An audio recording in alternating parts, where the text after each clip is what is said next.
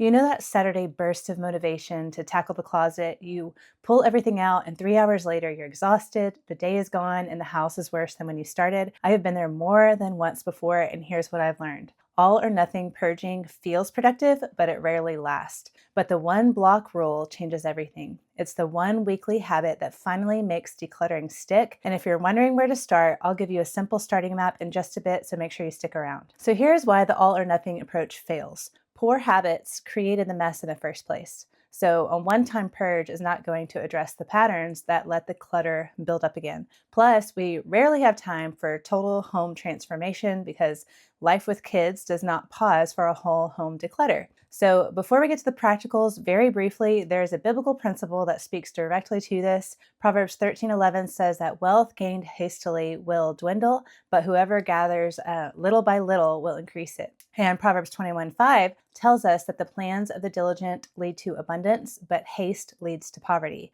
While these verses are talking about wealth, the principle also applies to our homes. Slow accumulation is going to outlast sudden change every time. At the end of the day, faithfully plodding along is going to beat frantically purging. Just think about the fable of the tortoise and the hare. It's simply how the world works. So here's the shift that we need to make, and I say this often. It would do us well as homemakers to move from linear thinking to cyclical thinking. Linear thinking says that I need to finish this entire room today, but cyclical thinking says I'm going to plod away week after week and take dominion over the mess one small area at a time. This is true stewardship of what God's entrusted to us. And that brings me to what I call the one block rule. The one block rule is one dedicated block of time per week to move projects like decluttering forward. So this is actually anti-overhaul. It's not an all-day Saturday sprint. I'm talking about just one small block during the day, one day a week. This is much simpler than what many of us have been trying. It's effective and is actually doable for overwhelmed, busy moms. So here's what that looks like in practice. You basically pick one contained time slot in your week. Maybe it's on a Tuesday after rest time or right when you put the kids down. And you just use that block to chip away at the clutter. One drawer, one shelf, one corner of the garage, that's it. And then rinse and repeat the next week. Over the course of a year, that's 52 organized zones. 52 areas of your home that changed and went from being a cluttered mess to having a bit more order, not because you muscled through an exhausting weekend, but because you showed up consistently little by little. This is the ant's path in action, and I'm referring to Proverbs 6:6-11 here. You are making progress little by little over time by following in the same path and being diligent. And this little habit compounds in big ways over time. But a time block only works if you have a plan for what goes inside it. So here's how to set up your own system. By the way, if you want help taking your good intentions and turning them into simple but effective rhythms for your home, my free masterclass walks you through that step by step. You can grab it down below. Now, here's how this fits into the theme day system in case you haven't watched my other videos on how to use theme days in your week. When you set up your weekly theme days, the way these chores get tackled is that you create one general time slot in your daily rhythm for all the theme day chores. So whatever that one block is that I referred to above, that block of time is ideally going to be the same time for all the other theme days too. So for me, that's after rest time. That's when I tackle whatever's on that day's list, whether it's kitchen day task or laundry day task. It doesn't really matter when you choose your slot. It just matters that you have a consistent time in your day where your theme day tasks happen. So quick note, this video is part of my weekly theme day series. If you're new here and want to understand the full framework, how theme days work and why they're so helpful, make sure that you watch that first video in the series, and that will clarify how all this fits together.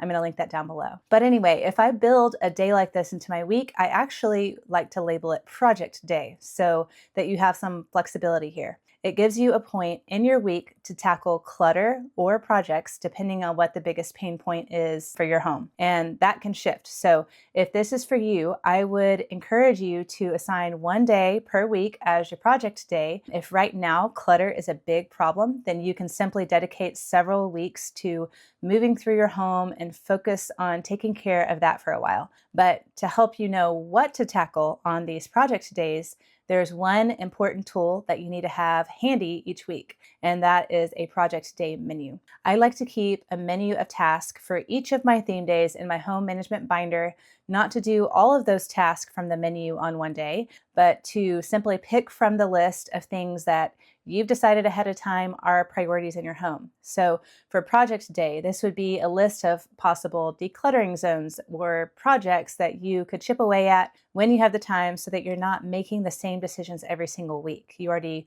know what you're going to do. So when you're actually sitting down to jot down your task for the day, whether that's morning or the night before, you simply flip over to the menu and you pick 1 to 3 tasks. I would recommend only one priority that you want to make sure you take care of that you can tackle during your block that week. And then whatever doesn't get done simply rolls over to the next week. The idea is that you just chip away over the weeks. And here's the constraint that really protects you. You only work during that one block. No inspired all-day purges that leave you exhausted and rarely last. It's one block, that's it. I mean, unless, of course, you get inspired and you really want to tackle something on a Saturday, then by all means, go for it. But in general, the idea is just to plod away at the clutter over time. And here's something that can really help this habit flourish. Celebrate small wins. Take before and after photos. Put a little check mark on your list. That always feels good, right? Stand in that cleared area that you worked on and notice how it feels. Once you finish a project, no matter how small it is, take note of the effects of what you did. How does that area feel to you now as a result of your diligence? That in itself is very rewarding. By the way, if we haven't met yet, my name is Lauren. I'm a homeschooling mom of 6, and this channel is all about building fruitful, life-giving homes through simple, God-honoring rhythms. If that sounds like something you need, don't forget to like and subscribe so that you don't miss my weekly videos. Now, before we talk about where to start, there is one thing that can undo all your decluttering progress, and that is the consumption problem. Or, on the other hand, for whatever reason, you just have new stuff that constantly enters your home. I really struggled with this when our family suddenly grew. We went from 0 children to 3 children in 15 months. And we have very generous family members and friends, which I'm so thankful for, but they gave a lot of gifts or hand-me-downs. And when you suddenly have 3 kids that are getting gifts and hand-me-downs, it just really hit me that every item that came through the door was one more thing that I had to figure out how to organize or to store or to keep track of. And we only have so much space. So here's the shield: 1 in, 1 out. When something new enters your home, something old leaves. So 1 new shirt means 1 old shirt gets donated. New toy arrives, you choose 1 to pass on. New kitchen gadgets means that you release the duplicates or the old ones that you don't use. It doesn't always work out that way. Obviously, there are exceptions, but in general, it's a very helpful principle to try to remember and hold to if you can. Because stewarding the home and making sure that it's hospitable for you and your family is not just organizing what you have, because eventually there's not going to be any room to organize all this stuff. It's being really intentional about what you let in to your home. And another thing to protect all that progress that you make when you declutter or organize, when you sit down to declutter, go ahead and have 2 boxes, 1 to donate and 1 for trash. And then each time that you finish, move those items out of the house. Don't let the donation bag just sit in your room for 3 months. Just get it out. I like to put the donate box straight into my trunk and take it to the thrift store down the road whenever I go run my errands for the week. So 1 block of time per week moves clutter from being a big pain point or a felt crisis to just a simple rhythm that's not a big deal. It gives some relief because you know that you're going to be able to plod away at the stuff, and over time, you're going to see that your home begins to feel lighter. Now, if you're wondering where to get started, I promised you a simple starting map. This is totally optional because this habit works no matter where you start, but if you want a practical place to begin, here are 3 zones that create the most immediate relief. Zone 1 is the kitchen counters. Start here. Your kitchen is the command center of your home. It's where all the mail lands, where gadgets pile up, where food prep happens. And what tends to happen is that when the kitchen is cluttered, morale for mom is lowered. It makes you feel like you're messy by nature because you are in the kitchen so many times during the day and you just see the mess again and again. So a cluttered counter can affect your mindset, and it ends up leading to more mess everywhere else because that quickly becomes the status quo in your mind. And mess begets mess. So when the counter is already covered, it's really easy to just add one more thing. But when it's clear, you tend to protect it. So what accumulates here? Appliances you rarely use, papers and forms, important things that need a home, gadgets that seemed helpful, but they just take up space. So here's a helpful approach that you can take. Pick one surface, not the whole kitchen, just one surface, whether that's the island, the coffee station, the mail corner. Sort quickly using the keep, donate, trash method. Limit your counters to true essentials, the things that you actually use every single day. And when mail or papers come in, one helpful habit to have is to put it where it goes right away. I have a place in my cabinet. It's a holding area, so I might not be paying the bills on that day, but I have a holding area for where I could put those bills. And that tends to keep things tidy. You can apply that to other things like a place to put backpacks, just basically a temporary container for some of those very specific things that you know that you're going to tackle later at some point. So anyway, that's where I put all my bills. The junk mail just goes straight to the trash. Credit card applications go straight to the shred bin in the office. Papers usually don't pile up on the counter because of this little habit that takes me 2 minutes every time the mail comes in. And then I take care of bills on my office day, but that's for another video. The relief that you're going to feel from clearing the space is immediate. You'll have functional breathing room, and because you spend so much time here, that morale boost will carry through your whole day. Zone 2 is kids' clothes and closets. This zone really does hit differently. It's not just the clutter, there's some guilt that you can feel over money spent on clothes when something is outgrown, and you're constantly trying to keep track of who needs what size and what season you're supposed to be swapping out. Really, this one deserves its own video because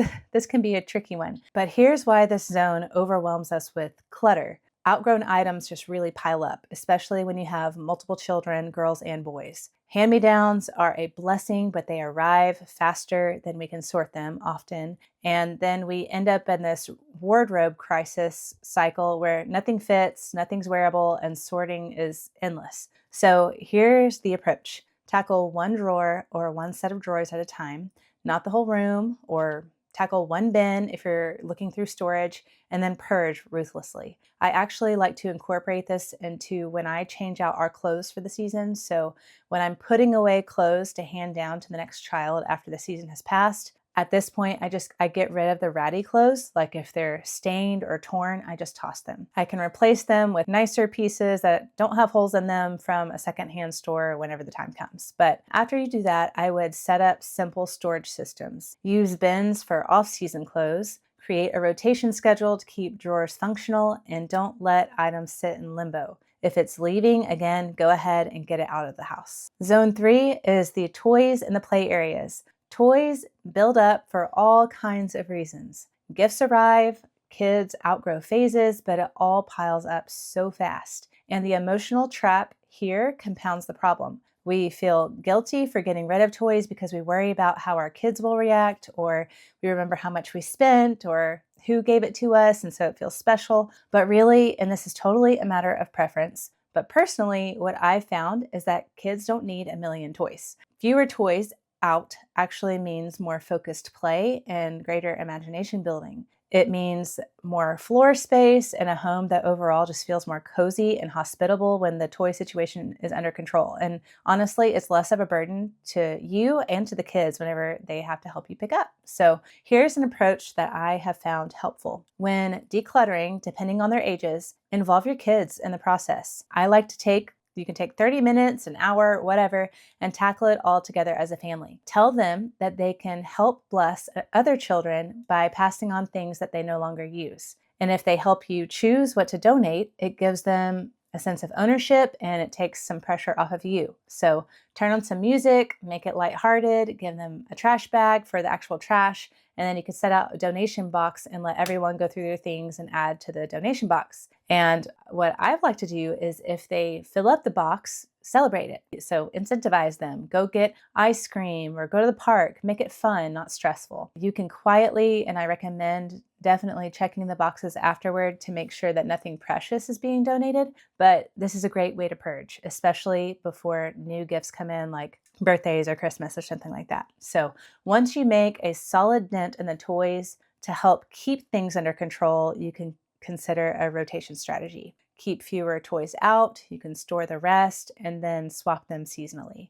If you can remember, sometimes I don't remember, but your kids, the great thing about this is your kids rediscover toys that they forgot about, and you have the benefit of a less cluttered environment. Again, these are just ideas. These 3 zones tend to create the most immediate relief for busy moms because they're big pain points for a lot of people. But at the end of the day, the 1 block rule works wherever you decide to start. Don't forget to grab that free masterclass below to learn how to build rhythms like this into your home. And if you want more on theme days, again, check out my video on the full framework. It'll be linked down below. Thank you so much for being here today, and I'll see you in the next one.